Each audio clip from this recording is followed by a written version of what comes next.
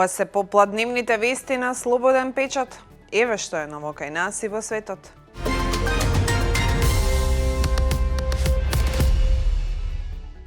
Вандалски чин бил извршен ноќеска во Штипското основно училиште Ванчо Прке, поради што утрово училиштето објави дека е прекината наставата. Веста ја потврди и директорот на училиштето Кокан Радев, кој рече дека уништени се смарт табли, инвентар и компјутери.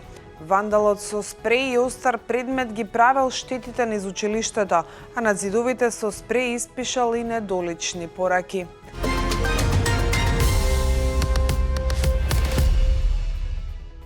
Гинекологот Мухамед Асани пред 2 недели правосилно е осуден на казна затвор од 3 години, зашто на Јалда Звеаповска од Дебар и ги извади матката, јајчникот и бубрегот при Царски рез. Како што дознава Слободен печат, апелациониот суд од Битола ја добил неговата жалба и ја потврдил затворската казна за тешки дела против здравието на луѓето. Исто така, апелациониот суд за гинекологот Асани ја потврдил и споредната санкција – 5 години забрана да врши професија, дејност или должност лекар.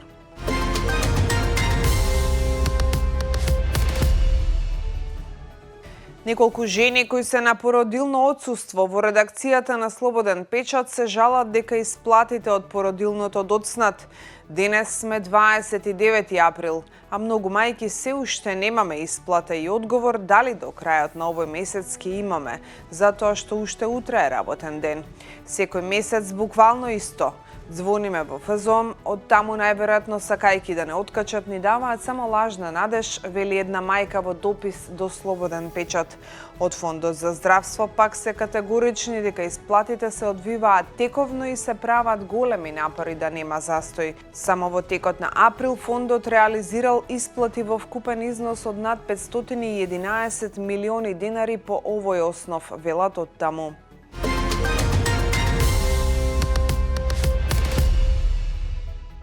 Претеничката на СДСМ Славјанка Петровска рече дека локацијата каде што беше уапсен директорот на Државниот инспекторат за земјоделство Васе Анакиев е истата адреса каде што живее министерот за земјоделство Цветан Трипуновски. На денешната седница за пратенички прашања Петровска изведи фотографии според кои директорот бил уапсен на подземниот паркинг во Джевахир, каде стан според неа имал и министерот за земјоделство Цветан Трипуновски. Петровска кажа дека тој податок околу локацијата на апсење никогаш не бил објавен и го праша министерот за внатрешни работи Панчо Тошковски дали директорот имал намера да му ги однесе парите на министерот и дали поради тоа бил уапсен на паркингот пред да отиде кај министерот.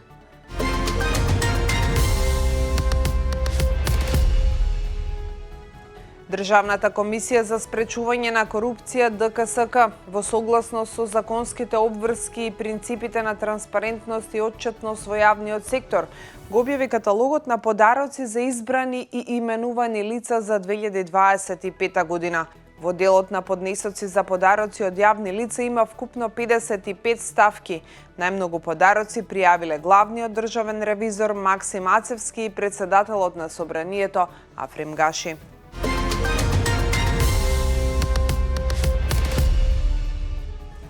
Средствата од ИПАРД програмата повторно им се ставени на располагање на земјоделците во Македонија, откако во Брисел пристигнало официјално известување за продолжување на исплатите и активностите во рамки на програмата.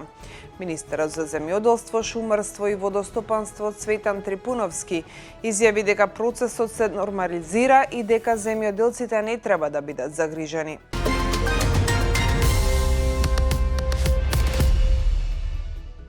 Апелациониот суд во Ниш во моментот одлучува за обвинението против Дејан Драгиевич и Срѓан Јанковиќ, обвинети за убиството на 2-годишната Данка Илиќ, како и за таткото на Дејан, кој се товари за помагање во делото. Како што дознава нова одлуката на судот треба да биде соопштена во наредните 30 дена.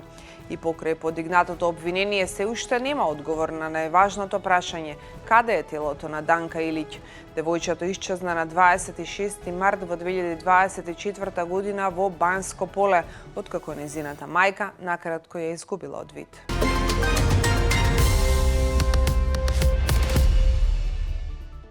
Уапсени се неколку луѓе поврзани со бранот лажни дојави за поставени бомби во училишта и други институции низ Хрватска.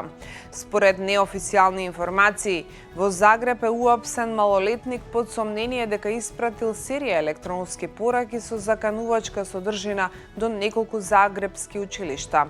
Истовремено во регионот на Далмација се уапсени 2 момчиња. За сега не е утврдена директна поврзаност меѓу осомничените од Загреб и тие од Далмација.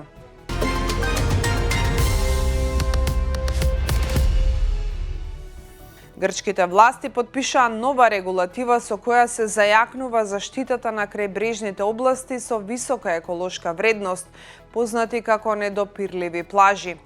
Мерката наметнува строги ограничувања за човечка интервенција и за комерцијално користење, со примарна цел зачувување на нивната природна и недопрена состојба, објави Катимерини.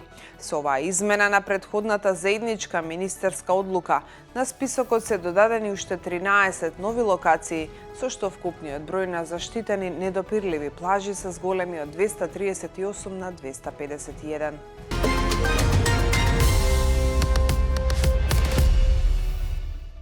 Преку милитаризираното движење Юнармија и програмата Јункер, Русија инвестира милиони за да ги научи младите од Херсон и Донецк како да војуваат на информативниот фронт, бришејќи го нивниот украински идентитет во замена за кариера во државните медиуми. Од организацијата тврдат дека бројат над 2 милиони членови и дека се присутни во сите 89 официјални региони на Русија, кои ги вклучуваат и окупираните украински територии. Според Украинскиот центар за национален отпор, тело формирано од силите за специјални операции на украинската војска за координација на цивилниот отпор, повеќе од 5500 украински деца биле членови на Юнармија во 2025.